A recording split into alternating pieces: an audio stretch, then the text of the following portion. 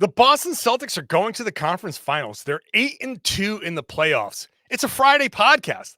Let's celebrate. Let's have some fun right now on the Locked On Celtics podcast. Thanks to Blockbuster brand, it's holiday season. Drop Drew in the mix. And 3 from KP, no, we not on the Knicks. Flushing competition like Al on Giannis. Juice and Big Zeus, still Beantown's finest. Banner 18 going up in the rafters. Watch the C's game in Locked On after. Karalis on the breakdown. Clutch like a tip from D. White on the breakdown. John on the mic, documenting domination. Matter pen a back bay, it's all C's nation. Rain and J's, how we started, raising banners, how we finish. Locked On Celtics pod, home of the winners. Peace. Hey there. Welcome back to the Locked On Celtics podcast right here on the Locked On Podcast Network. It's your team every day, and I got you covered every day, Monday through Friday, and this is the Friday podcast. So make sure you're subscribed wherever you get your podcast. Watch the show on YouTube. Subscribe to the show on YouTube. That's super important. It helps me out a lot. And ring the bell, get notified when I drop a video. Get into the comment section. Join the conversation. My favorite thing to see after these games is threads building out on the comment section of YouTube. It makes this a community where people can talk and enjoy the Celtics with like-minded folks. So go join in that conversation. I'm John Karalis. Used to play a long time ago. Now I'm covering the Celtics for Boston Sports Journal. And today's show is brought to you by LinkedIn Jobs. It helps you find the most qualified candidates you want to talk to faster. Post your job for free at linkedin.com/LockedOnNBA. That's linkedin.com/LockedOnNBA to post your job for free. Terms and conditions apply. Let's bring in our buddy, Tom Westerholm. Let's link in Tom Westerholm. That's synergy. I'm known for being helpful for corporations. That's I've known you for a while now, and I'm just a friend of corporate America is how I've always thought of you. 2 peas in a pod. We're just going to celebrate, man. We're just going to celebrate. This is a Friday. Everybody's happy. The Celtics are potentially off till Tuesday possibly. So, hell yeah. That's going to be a fun potential. Yeah. For the Celtics to get some rest and all that stuff. So we want to go into the weekend on a happy note, a positive note. We're celebrating these guys. We're celebrating this team. And we're taking shots at the media because the Celtics continue to get the, I don't know if they can do this because of how they played against these guys. So number one, isn't the narrative, I'm getting confused. I think people are getting their narratives like Ghostbusters streams crossed. Yep. Like, do they play down to the competition or do they just suck? I don't understand what people are trying to say, because as you get to the conference finals and the finals, shouldn't the concern of, they're playing down to lesser opponents, shouldn't that go away? Also, no, they're not. Like, I'm sorry. There's so many conflicting narratives here that are weird. Like, I understand that it's too easy, and also they suck. Right. But like, also they haven't. Their point differential on cleaning the glass is like 11.5, right? Yep. Like they're 8-2 in the playoffs. Mm-hmm. How are they playing down to anyone? They've lost 2 games, one of which was an outlier negative shooting night by them, right? Where they missed all their threes against the Cavaliers. One of which was a shooting outlier by the Heat. Those are their 2 losses. Now, I'm not even saying that this team is like a, full bore juggernaut gonna win everything. You know what I mean? Like, I'm not saying that. I'm just saying the narrative around this team has been really weird for a bunch of reasons.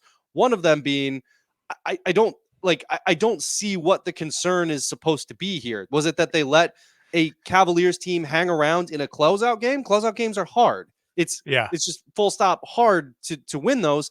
Also, they still won by double digits. They won, I believe, 3 of the 4 games against the Cavaliers by double digits. And like one of them, I think one of those wins Donovan Mitchell was involved with.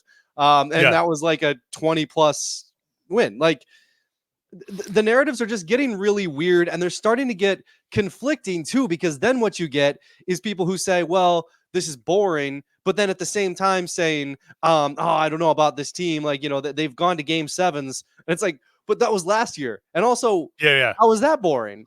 Like, right. It's a team. It's becoming very conflated. It's damned if you do, damned if you don't, right? And people online calling it the can't win tax. The what is it? The too good to whatever it is. The fact that like, oh, they take these bad teams to 7 games, like, oh, okay. So they're not doing that. They won it in 5 games. Well, they shouldn't have even gone to 5 games. And like, this is going to be the 3rd time I say it on this podcast. We'll sit here and every one of these analysts will sit there and be like, yeah, it's hard to win 2 regular season games in a row against the same team when we do those like baseball series. You know, like a team comes in and be like, 2 in a row. They're probably going to split those because it's hard to win 2 in a row at, against the same team. Yet the playoffs come around against potentially harder competition depending on the schedule. And it's like, oh, you're supposed to win 4 in a row against this team. Like, wait a second. Like people, I think a lot of people in their heads, a lot of analysts in their heads have like 6 arguments to make. And when there's a trigger, like, oh, okay, this is the situation. Here's this argument that fits here. And that's what I'm going to make. And it doesn't apply across the board. The Nuggets lost 2 games at home to the Timberwolves, and their response was championship level. Like that's one of the things that's been said. The Celtics lose 1 game at home, which I agree with, by the way. Absolutely, championship level response. 100%. Absolutely. Yeah. Okay. Did anybody question? No, because the Nuggets won the championship last year. And no one questioned that championship run, by the way, where they beat 2 play-in teams in that championship run. No one's questioned that. They're just one in the finals. They beat a play-in team in the finals. Yeah. No one's questioning it because they've got Jokic, who's the unquestioned MVP, right? Yeah. And so at the heart of some of this stuff, there is a level of fairness. There is a level of, well, hey, look, Boston has struggled in closeout games, but here they are. They've closed out 2 series, winning 3 games in a row. Well, these other teams have been decimated by injury. Yeah, but they did what they're supposed to do, right? This is what a good team is supposed to do to a bad team with injuries. You win it you might as well say 4 or 5, right? Because sweep, okay, the other team picks up a game. All right, fine. You're perfect on the road. You lost the game. Like you just find this like, oh yeah, but it's nitpicking at its finest. The arguments that apply to other teams don't apply to Boston, and for this reason, X, Y, and Z. And at the heart of it, you say, okay, yeah, the Nuggets are champs, and they're if they play the Knicks, I don't know. And it's like, well, aren't the Knicks decimated by injury too? Aren't they like struggling to beat the Indiana Pacers? Are we supposed to be like crapping on the Pacers because they can't beat the decimated Knicks? Or are we crapping on the Knicks for not beating the Pacers, who are getting, I don't even know where we're supposed to go with the, following the logic here. Yeah. And I think none of this, like on my end anyway, I'm not even going to like sit here and be like, oh, the Celtics are for sure going to beat this Knicks team, because this Knicks team is good, right? Like they got a lot of good players, and like guys might come back, and guys might, like Jaylen Brunson is awesome. Like I'm not even gonna like I'm gonna if the Knicks win, I'm gonna pick the Celtics, but I'm not saying like that's like a shoe-in. Like I think it's gonna be a tough series. It's gonna be a tough series. The weird thing is just having to like play act that we're concerned about the Celtics based on what we've seen so far. I'm not. Like and again, I'm not saying the Celtics are for sure going to be the champions. I'm just not worried about them. They're playing, just honestly, like you look at their point differential, it's basically the same as the regular season, and it's been against 2 low-level playoff teams. So against 2 low-level playoff teams, their point differential is pretty much exactly the same as the regular season, and their winning percentage is a little bit better. Like there's no Washington Wizards. There's no team like that to prop things up. Yeah, which is true. And like we can nitpick.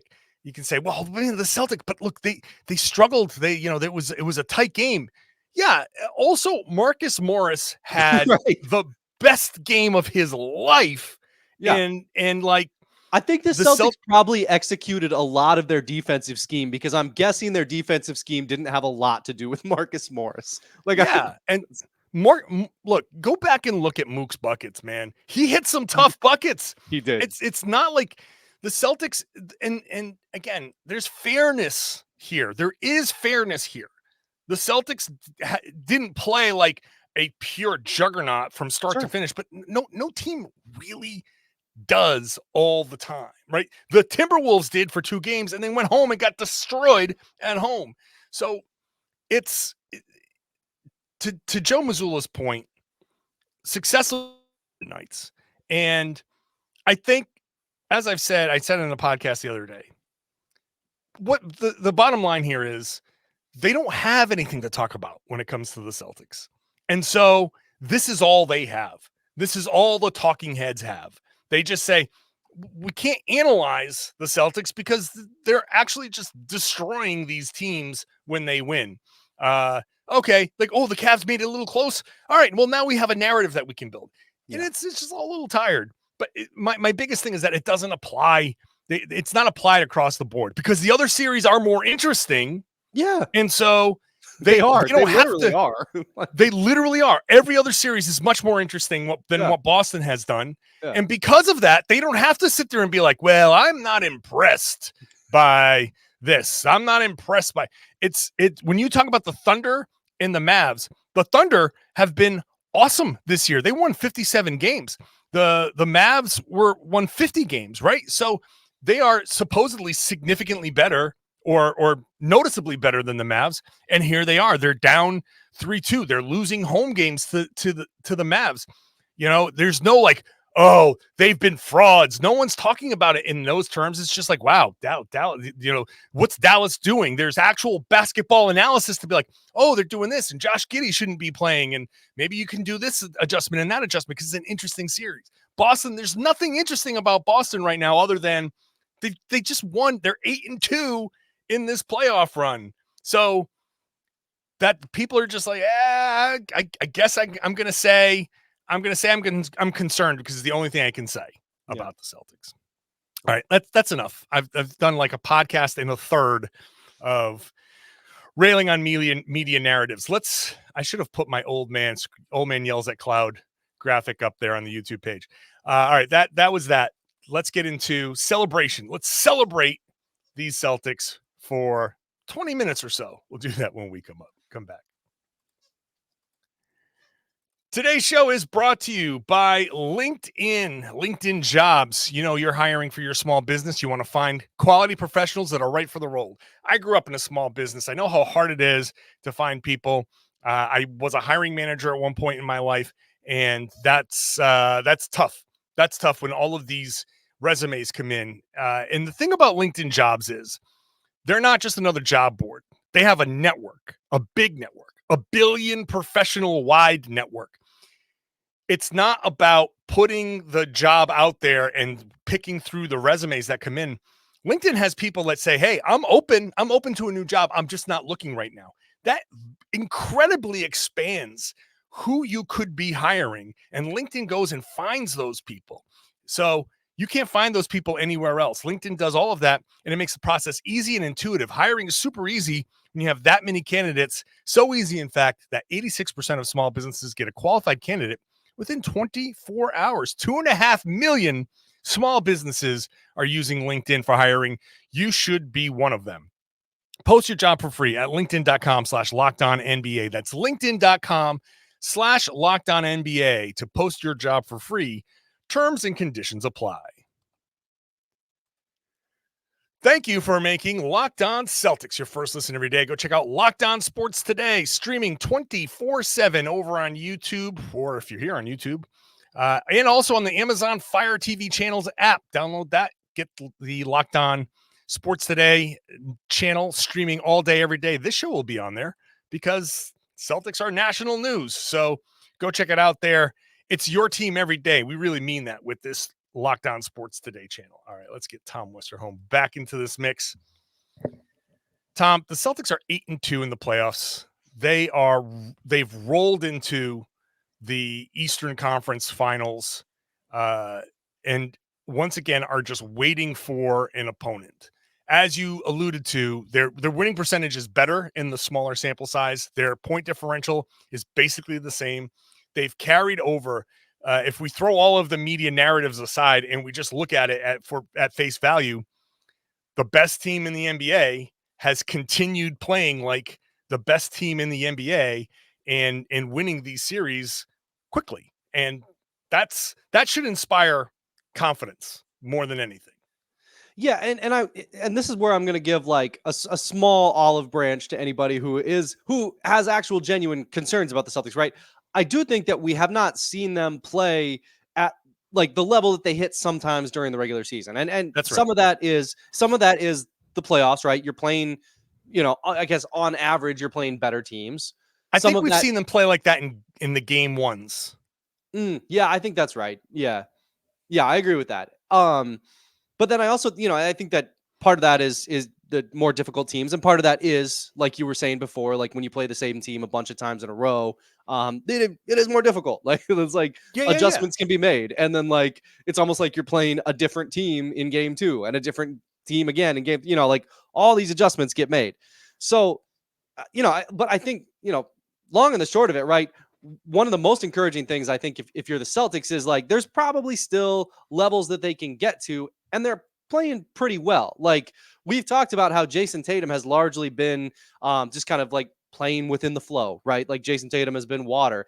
Last night again, he was really good. It was in like different ways. Like he wasn't going out there. It wasn't like the game against Milwaukee a couple years ago or anything like that. He didn't, he didn't score 50 points. Just 25, 10, 9 assists. He was just water. He's really good.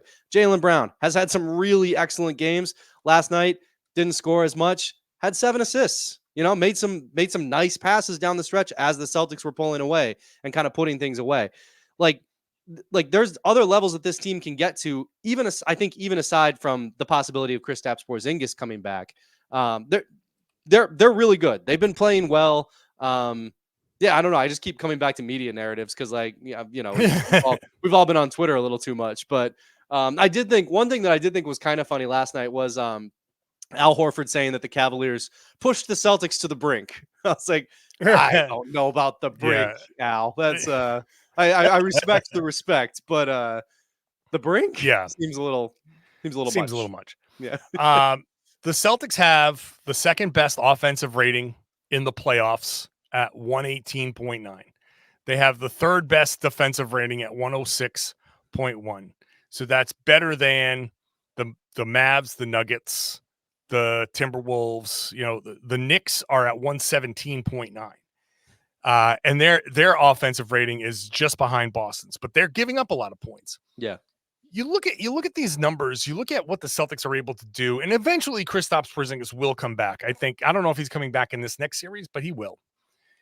And the thing that really impresses me the most is that the Celtics have been able to do it with just different ways. They've been living up to success looks different every night. Yeah. Because Tatum and Brown have combined to carry them. Derek White has carried them. Drew Holiday has carried them. Last night, Wednesday night, Al Horford carried them. Peyton Pritchard has had stretches where it's like, wow, he's been Luke Cornett, who didn't look great in game 5. Not in game 5, yeah. But has had games where it's like, whoa, Luke's defending his butt off out here. Like it really is the greatest illustration of how success looks different every night. And the Celtics just live up to that. It doesn't matter. And I spent a whole segment last night talking about how Jaylen Brown's 9 shots were impressive to me because he said, all right, they want to make me a passer. Al Horford has it going. I got no problem with that, which is we can say, hey, they came out flat, and that is concerning to a degree. They came out flat when they thought, everybody was out for the Cavs, and they thought maybe they could just shoot their way to a win. But aside from those types of things, their heads have been in kind of, I think, the right place to win these series. Agreed. I really liked what Mazzulla has. He's kind of talked about this a lot with kind of like he's got kind of an odd like therapy language about him when he talks about this stuff, which is kind of cool. But he was talking about how they were very mindful within the game, and I was just like, that's an interesting way to put it, because I do think that like one of the things that has made this year's team feel a little bit different is their ability to kind of pull out of some of these bad, runs a little bit earlier than other teams might have. And there have been stretches, obviously, where they've struggled, and no question, right? Like, this team isn't perfect, but largely we've seen them pretty much throughout the year. Like, if something doesn't go right, it's like, okay, something didn't go right. That's not going to be defining, that's not going to define what the next 20 minutes is going to be like. It's like, all right, next possession. All right, what's the next right thing I can do? I think we've really seen this team kind of embody that, which is, I think a credit to Mazzulla. I think we didn't really hear much of that in the media, at least prior to him. Like, I feel like he has really kind of taken this team and kind of said, like, let's try to do the next best right thing, right, as much as possible. You never know.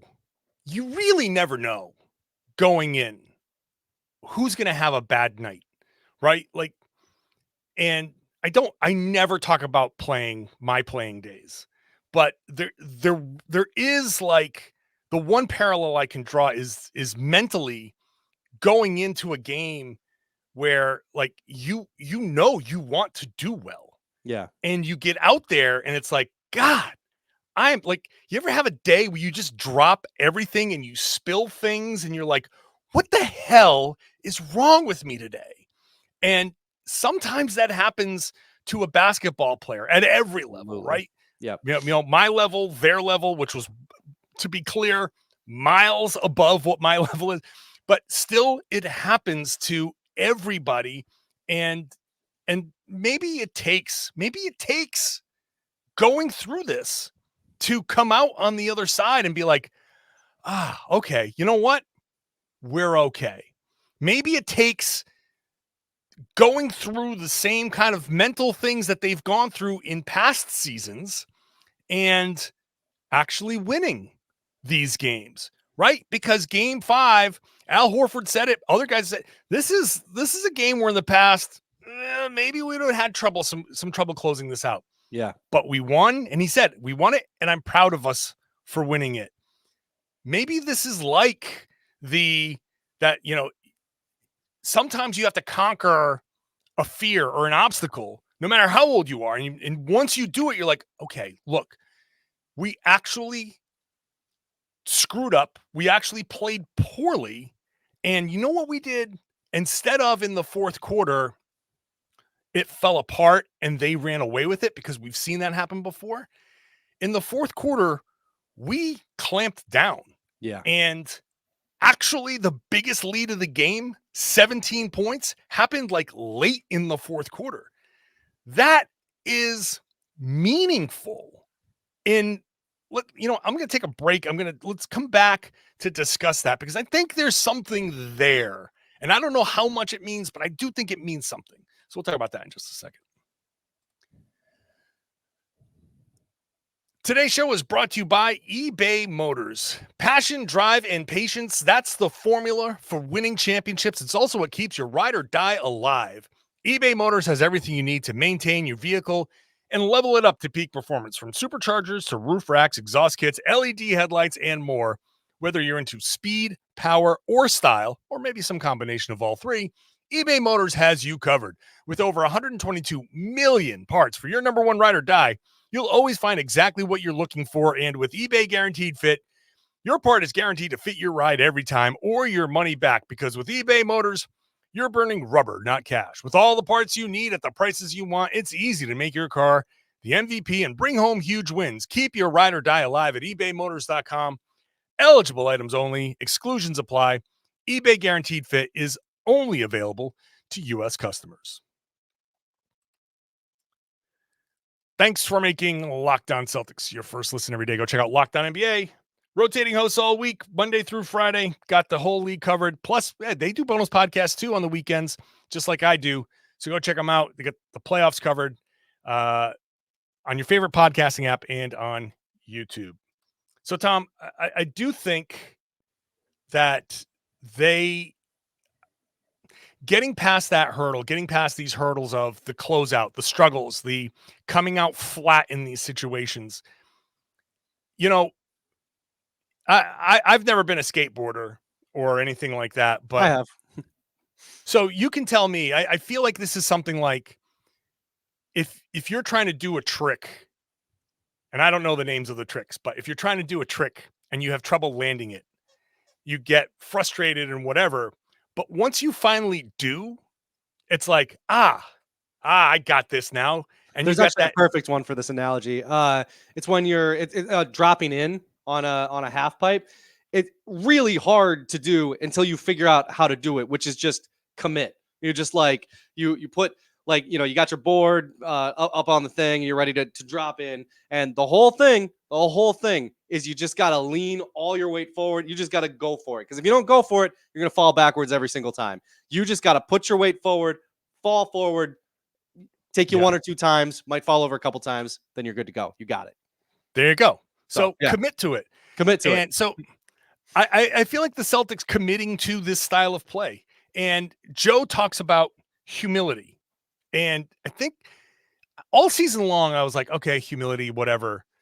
And I think I finally, like, Jaylen's game kind of hit it home with the humility part. Yeah. Because you have to be able to look at yourself and not be, I'm Jaylen Brown. Yeah. You got to be like, I'm a Boston Celtic.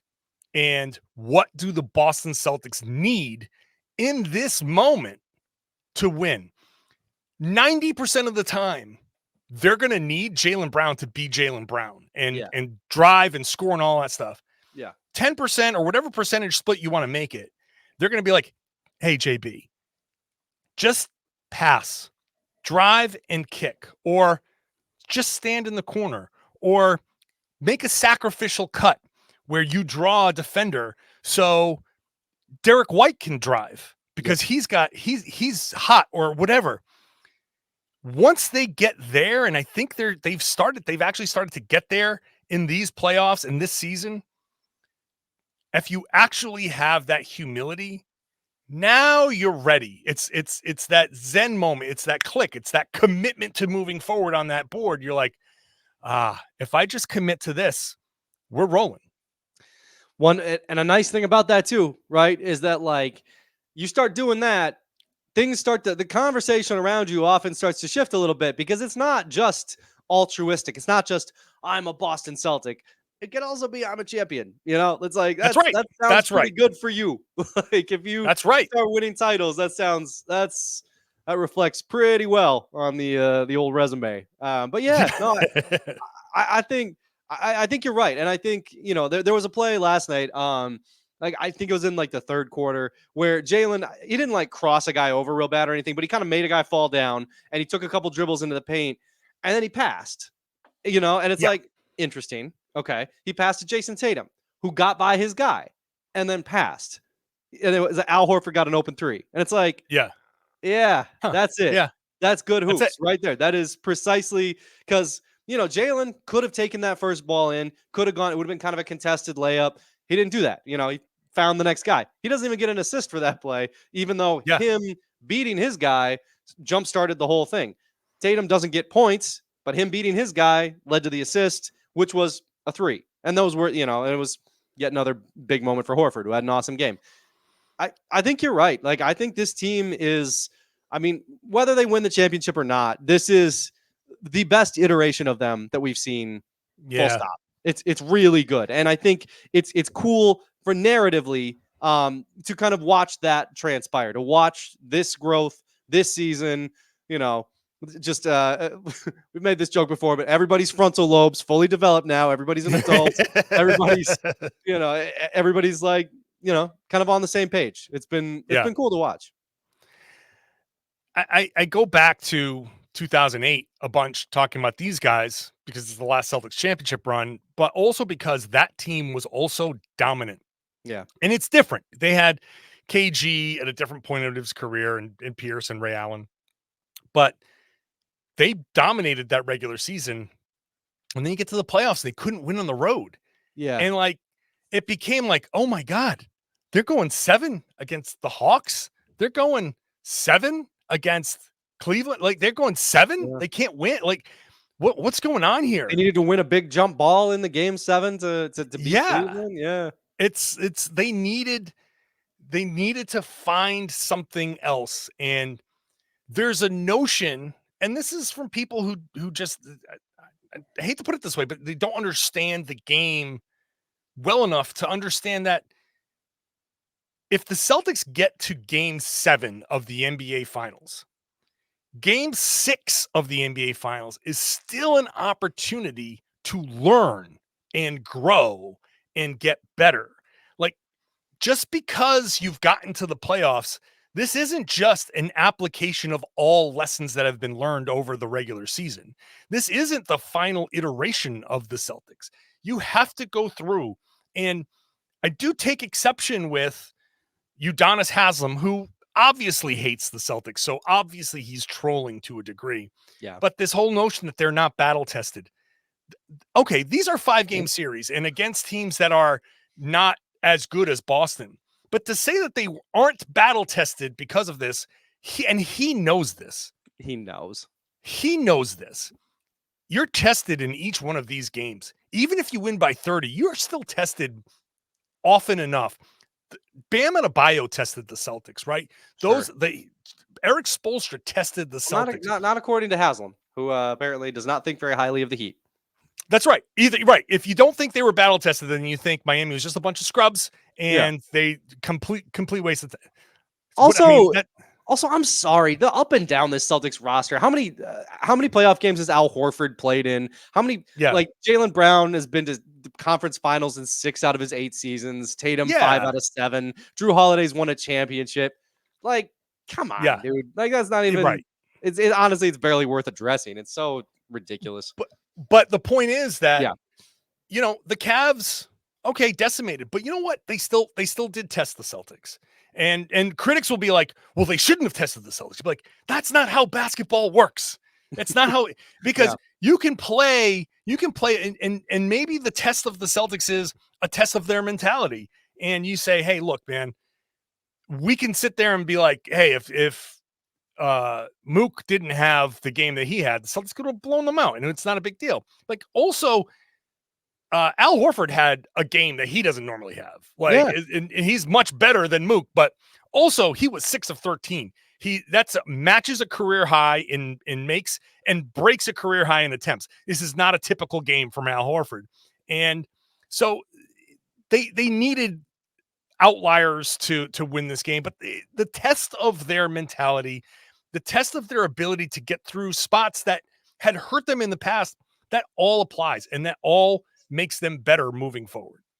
Yeah, absolutely. It also, the Horford having a big game also speaks to something else, which is kind of interesting, which is like, people have talked extensively about how the Celtics have only faced banged up opponents, which is true, but also they've played for about 3 weeks now without arguably their second most important player. That's the right, Celtics are also banged up. It's just they have an excess of good players, which is generally what you want to see from a really good team. Like, that's a good thing.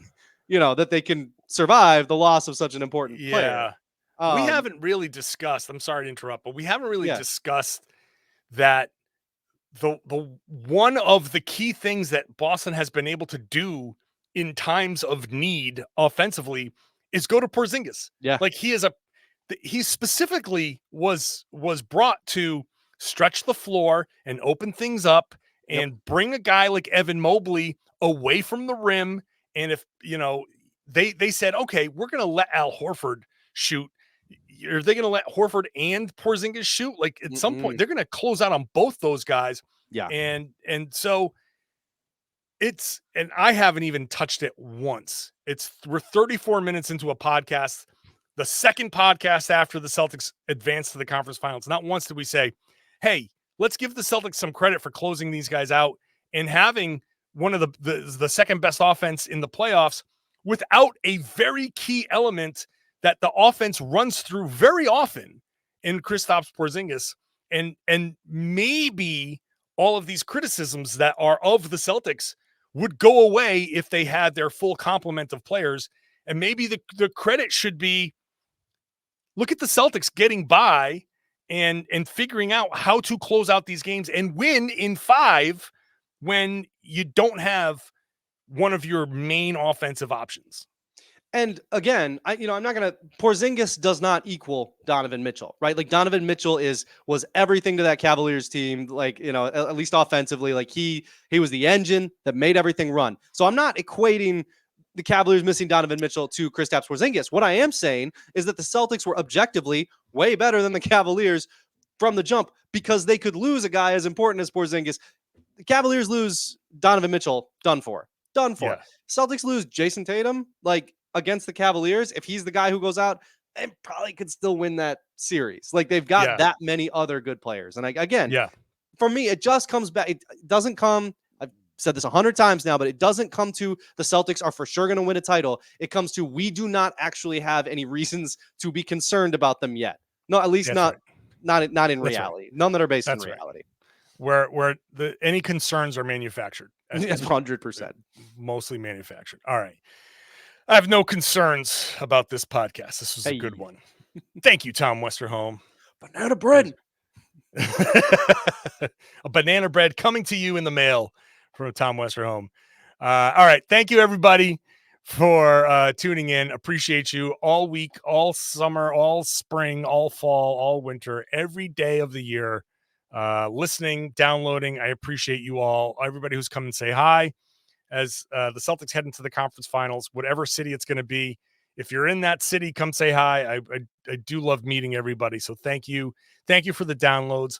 If you're on YouTube and you haven't subscribed, please subscribe there because the bigger the subscriber numbers, the better it is for me. It spreads the word. That's how this podcast gets discovered. So if you love this podcast and have not been subscribed, please do so. It really helps me out. And also, if you share the podcast, it'd be great. Tell everybody they should be listening to and watching the Locked On Celtics podcast here on the Locked On Podcast Network. It's your team every day.